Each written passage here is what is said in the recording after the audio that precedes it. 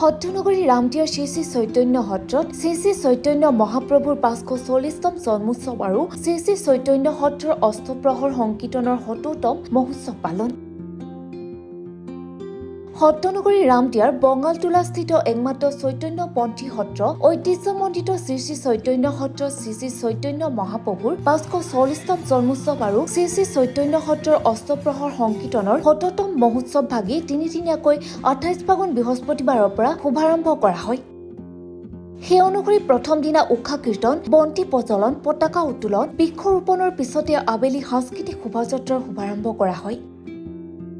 সাংস্কৃতিক শোভাযাত্ৰাৰ শুভাৰম্ভ কৰে বিজেপি অনুসূচিত জাতি মৰ্চাৰ উপসভাপতি প্ৰকাশ দাসে। আনহাতে সন্ধিয়া অধিবাসৰ শেষত দ্বিতীয় দিনা 29 ফাগুন শুকুৰবাৰে পুৱা 5:43 অষ্টপ্ৰহৰ সংকীৰ্তনৰ শুভাৰম্ভ কৰা হয়। পুৱা 6 বজাত অখণ্ড চৈতন্য ভাগৱত পাঠ, দুপৰীয়া মহাভোগ বিতৰণ, আমন্ত্ৰিত অতিথিৰ অভ্যৰ্থনা আৰু 30 ফাগুন শনিবাৰে পুৱা অষ্টপ্ৰহৰ সংকীৰ্তনৰ সামৰণি পৰিব বুলি জানিবলৈ দিয়ে আয়োজক সমিতিয়ে। শ্ৰী শ্ৰী চৈতন্য মহাপ্ৰভুৰ 540তম জন্মোৎসৱ আৰু শ্ৰী শ্ৰী চৈতন্য সত্ৰৰ অষ্টপ্ৰহৰৰ 70তম উৎসৱ যোৱাকালিৰ পৰা আৰম্ভ হৈছে। যোৱাকালি ৰাতিপুৱা উষা কীৰ্তন আছিল, তাৰ পিছত বন্তি প্ৰজ্বলন, পতাকা উত্তোলন, বৃক্ষৰোপণ আৰু যোৱাকালি আবেলি বৰ্ণময় সাংস্কৃতিক শোভাযাত্ৰা আছিল আৰু আজি ৰাতিপুৱা 5:55 পৰা অষ্টপ্ৰহৰ সংকীৰ্তন আৰম্ভ হৈছে আৰু কাইলৈ ৰাতিপুৱা 5:55 সমাপ্ত হ'ব। এই কীৰ্তনৰ এটা মহত্ব আছে। এই কীৰ্তন যিয়ে কীৰ্তন কৰে, এই আমাৰ চৈতন্য মহাপ্ৰভুৰ যিটো বীজ মন্ত্ৰ, ইয়াত 32টা আখৰ আৰু 16টা শব্দ। এই 16টা শব্দই শৰীৰৰ 16টা ৰোগ বিনাশ কৰে। গতিকে এনেকুৱা মহত্ব আছে আৰু ইয়াত এই যেতিয়া কীৰ্তন চলি থাকিব, ইয়াত অপায় অমংগল একো নহয়। আপোনালোকে দেখিছে যোৱাকালি বৰষুণ আহিছে, তাৰমানে গোসাঁই নগৰ ভ্ৰমণ কৰিব আৰু আজি বৰষুণ আহি পেলাই একদম গোটেই পৰিৱেশটো সুন্দৰ কৰিছে। গতিকে আমি এই অষ্টপ্ৰহৰৰ জৰিয়তে আমি গোটেই অসমবাসীয়ে যাতে সুখ সমৃদ্ধি বৃদ্ধি হয়, সকলোৱে যাতে সুখ শান্তিৰে থাকিব পাৰে, তাকে কামনা কৰিছোঁ। আৰু এই ভক্তি ধৰ্মৰ অন্তৰত যেতিয়া হৃদয়ংগম হ'ব, তেতিয়া কোনো মানুহে কি নকৰে, বেয়া কাম নকৰে। আৰু ভক্তি জগত দূৰ কৰি থাকিলে তেওঁৰ অন্তৰ শুদ্ধি হ'ব আৰু তেওঁ এজন প্ৰকৃত মানুহৰ পথেৰে আগবাঢ়িব। শ্ৰী শ্ৰী চৈতন্য প্ৰভু আজি 540তম জন্ম মহোৎসৱ আৰু ইয়াৰ লগত সংগতি ৰাখি আমাৰ বঙালতোলা চৈতন্য প্ৰভুৰ আমাৰ সত্ৰ আছে, তাৰ উদ্যোগত আমি এইটো সত্য জন্মোৎসৱ পালন কৰি আছোঁ। এইটো দিনত আমি বিভিন্ন ঠাইৰ পৰা ভক্তি সমাগম হয়। ইয়াতে আমি 12 নং কাৰ্যসূচী আমাৰ ইয়াতে আমি ৰূপায়ণ কৰোঁ। আজি আমাৰ পঞ্চম কাৰ্যসূচী ধৰা লাষ্ট কাৰ্যসূচী আমাৰ আজি 5টা 55 পৰা আৰম্ভ হৈছিল। ৰাতিপুৱা 5টাত আমাৰ সামৰণি হ'ব আৰু অসমৰ ভিতৰত এখনেই সত্ৰ আছে, চৈতন্য সত্ৰ। চৈতন্য সত্ৰৰ বিষয়ে ইতিমধ্যে চৈতন্য প্ৰভুৰ বিষয়ে গোটেই বিশ্বত প্ৰচাৰ হৈছে ইস্কনৰ জৰিয়তে। গতিকে চৈতন্য প্ৰভুৰ যিয়ে হৰে কৃষ্ণ কৃষ্ণ কৃষ্ণ হৰে হৰে, হৰে ৰাম ৰাম ৰাম হৰে হৰে, যি মহামন্ত্ৰ, এই মহামন্ত্ৰৰ জৰিয়তে মানুহৰ আধ্যাত্মিক ক্ষেত্ৰত জাগ্ৰত হয়।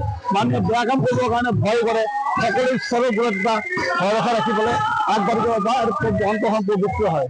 অতি সুন্দৰ দিন আৰু অতি সুন্দৰ এটা পৰিৱেশৰ মাজত আমি অনুষ্ঠানটো পাতি আহিছোঁ। হৰে কৃষ্ণ। শ্ৰী কৃষ্ণ চৈতন্য মহাপ্ৰভুৰ আজি জন্মোৎসৱ, অষ্টপ্ৰহৰ সংকীৰ্তন,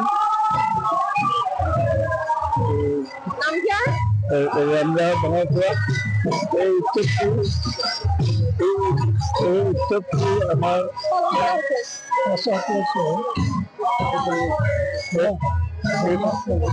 আজি 70 বছৰে আমাৰ চলি আছে আৰু আমাৰ চৈতন্য সত্ৰ ৰামদেৱ এখন অতিকৈ পুৰণি সত্ৰ আৰু অসমত শ্ৰী চৈতন্য সত্ৰ এখনেই মাত্ৰ। ইয়াৰ বিভিন্ন প্ৰচাৰ প্ৰসাৰ আমাৰ এই অষ্টপ্ৰহৰ সংকীৰ্তনৰ যোগেদি সমগ্ৰ ঠাইতে বিয়পিছে। এই সত্ৰৰ উৎসৱটিৰ যোগেদি আমাৰ সমাজ সংস্কাৰ নতুন প্ৰজন্মৰ আগবাঢ়িবৰ কাৰণে আমাৰ এটা আধ্যাত্মিক চেতনা আগবাঢ়ি আছে।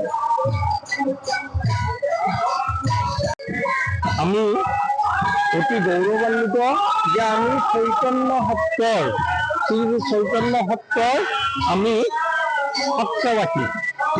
আমাৰ প্ৰথম গৌৰৱ হ'ল সেইটো। আমাৰ 17 শতিকামানতেই এই সত্ৰখন প্ৰতিষ্ঠা হৈছিল আৰু তাৰে পিছৰ পৰাই আমি মহাপ্ৰভু শ্ৰী শ্ৰী চৈতন্যদেৱৰ জন্ম মহোৎসৱটো আমি উলহ মালহেৰে উদযাপন কৰি আহিছোঁ।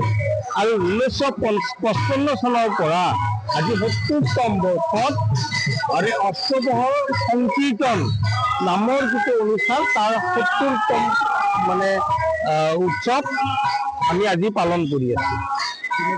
আজি এই উৎসৱটো আমি 3দিনীয়া কাৰ্যসূচীৰে পালন কৰোঁ। প্ৰথম দিনা বৰ্ণাঢ্য সাংস্কৃতিক শোভাযাত্ৰা হয়, গধূলি দিবাস হয়, আকৌ আজি ৰাতিপুৱা দ্বিতীয় দিনা ৰাতিপুৱা 5:43 মিনিটতে এই অষ্টপ্ৰহৰ সংকীৰ্তন আৰম্ভ হৈছে আৰু অহাকালি 15 মাৰ্চ তাৰিখে ৰাতিপুৱা 5:43 বজাতে এই অষ্টপ্ৰহৰৰ সামৰণি পৰিব। আমি নিজে বিশ্বাসী যে আমি ভাবিছোঁ যে আমাৰ এই ক্ষেত্ৰখন বৰ্তমান গোলক বৃন্দাবনত পৰিণত হৈছে। ইয়াত আমি অনুভৱ কৰোঁ আমি ঈশ্বৰ প্ৰাপ্তি হওঁ, ঈশ্বৰৰ যেনিবা আমি চৰণ ধূলি ইয়াত লাভ কৰিবলৈ সক্ষম হওঁ। অহাকালি ৰাতিপুৱা সামৰণি অনুষ্ঠানটো সঁচাকৈ বৰ উৎসৱমুখৰ হৈ পৰে আৰু তাতেই আধ্যাত্মিকতাৰ এই অনুষ্ঠানটোৰ শেষতেই সম্পূৰ্ণ ফুটি ওলায়। আটাইবোৰ মানুহে কৃষ্ণৰ বিলীন হৈ পৰে আৰু নিজে আত্মহাৰা হৈ কৃষ্ণক বিচাৰি আত্মহাৰা হৈ পৰে আৰু তাতেই সন্তুষ্টি লাভ কৰে। আমি বিশ্বাসী আমি মহাপ্ৰভুৰ ইয়াত আশীৰ্বাদ লাভ কৰোঁ আৰু তেওঁৰ কৃপাতে আমি আজি এই অনুষ্ঠান লাগি কৰা হাজোৰ পৰা অনামিকা কলিতাৰ ৰিপৰ্ট গ্ল'বেল নিউজ।